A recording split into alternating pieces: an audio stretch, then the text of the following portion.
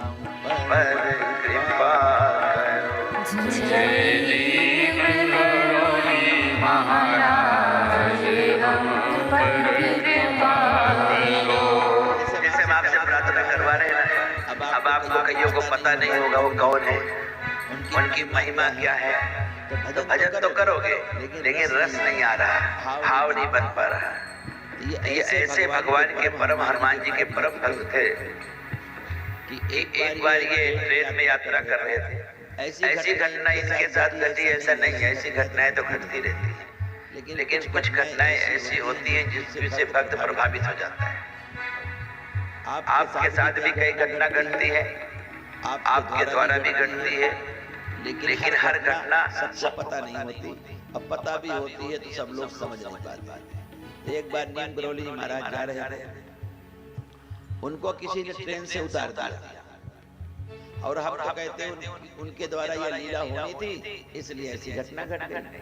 जब इनको उतार दिया ट्रेन से, उतरो बाबा, बिना टिकट जा रहे हैं। बाबा उतर गए, और जब बाबा उतर गए तो गाड़ी स्टार्ट ही न हो, सारे मैकेनिक आकर के थक गए।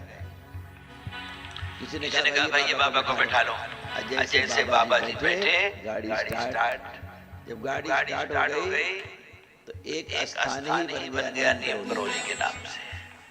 ऐसे जो परमात्मा की सत्ता को सब तक पहुंचा सकते हैं, परमात्मा की सत्ता को समझा सकते हैं, अब परमात्मा की सत्ता के अधिकार में रहते हैं, ऐसे नीम गरौली जी महाराज थे। हनुमान जी महाराज प्रत्यक्ष के रूप पर पृथ्वी में रहे।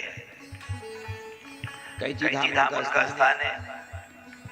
एक बार ऋषिकेश की यात्रा में जा रहे थे, हमारा तो कोई परिचय था नहीं, हमारे घर में तस्वीर रखी थी।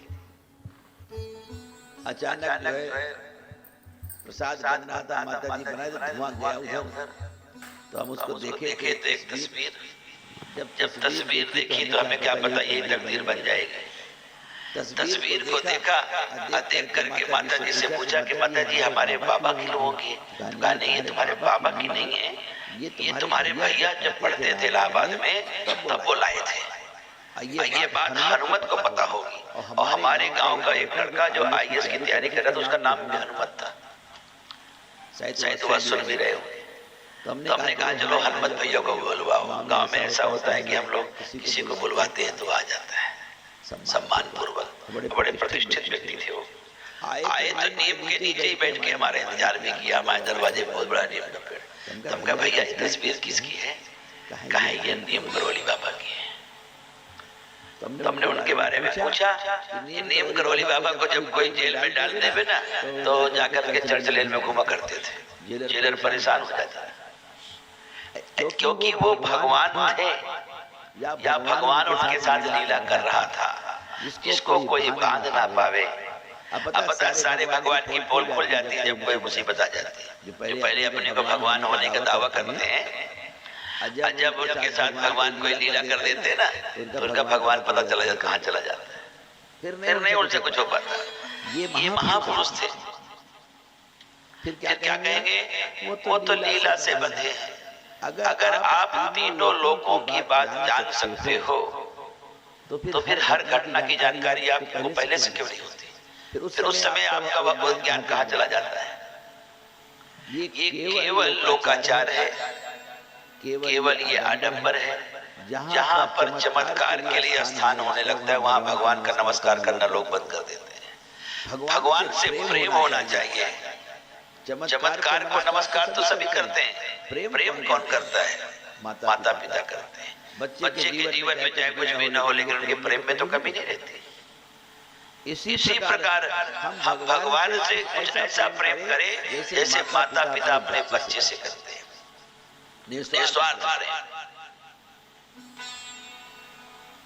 कैसा प्रेम करते हैं? निस्वार्थ। जैसे कौशल्या मैया, इसलिए भगवान को बच्चा बनाया उन्होंने कि अगर पिता बनाएंगे तो ये हमसे प्रेम करेंगे, अब बालक बनाएंगे तो हम प्रेम करेंगे, हम पालन करेंगे। तो इसलिए तुलसीदास जी ने लिखा है कि शंकर जी ने बाल रूप की वंदना की है। बंदहु बाल रूप सब सिद्ध सुलभ जपत जहि नाम। भगवान के बाल रूप का जो चिंतन करता है उसे सब प्रकार की सिद्धि, और हम कहते कैसी सिद्धि, वो भगवान को पा जाए ये सिद्धि है। जिस सिद्धि के द्वारा भगवान से मिले उस सिद्धि का क्या फायदा? संसार में जो मिलेगा वो यही छोड़ जाएगा, जिससे भी मिलोगे यही रह जाएगा। संसार में मिलना भी अच्छा नहीं है, संसार को पाना भी अच्छा नहीं है। पाओगे संभाल नहीं पाओगे, मिलोगे रह नहीं पाओगे। एक परमात्मा है जिसको पाने पर हम उसको संभाल तो नहीं पाते, वो हमको संभाल लेता है। संसार थोड़ी संभाल सकता है। उससे मिलते हैं तो अलग नहीं होता है। बाकी संसार में कोई ऐसा है जो अलग ना होता हो, भगवान एक ऐसा है जो अलग नहीं होता। तो अलग अलग अब हमको रहना नहीं। भगवान से कहो अलग अलग अब हमको नहीं रहना, लेकिन ये संबंध शरीर का नहीं होना चाहिए, ये संबंध भक्त और भगवान का होना चाहिए।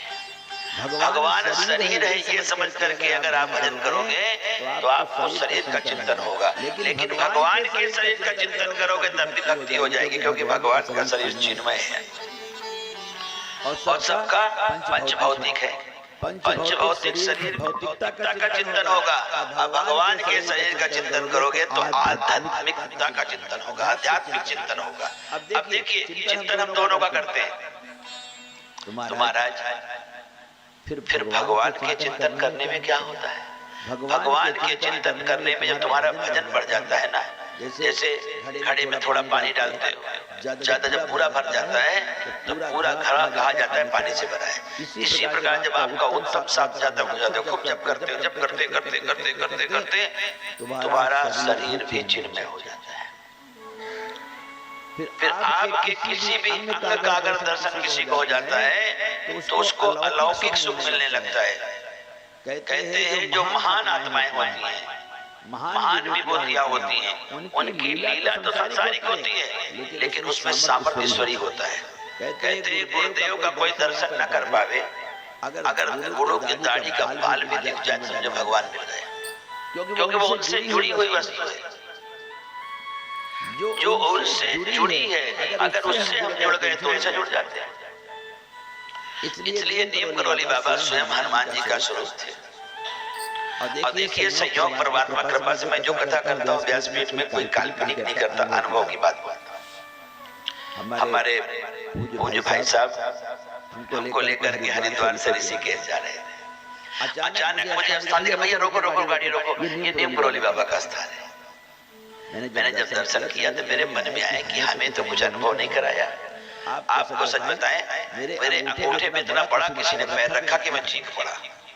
देखा तो कुछ नहीं दिखाई पड़ा। महात्मा लोग अपना अनुभव प्रत्यक्ष करा देते हैं।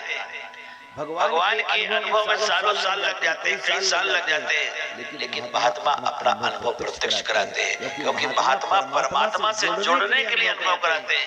इसलिए भगवान शंकर एक महात्मा भी है। क्या कहते हो? माँ कहूँ मैं अनुभव अपना, और सत हरि भजन जगत सब सब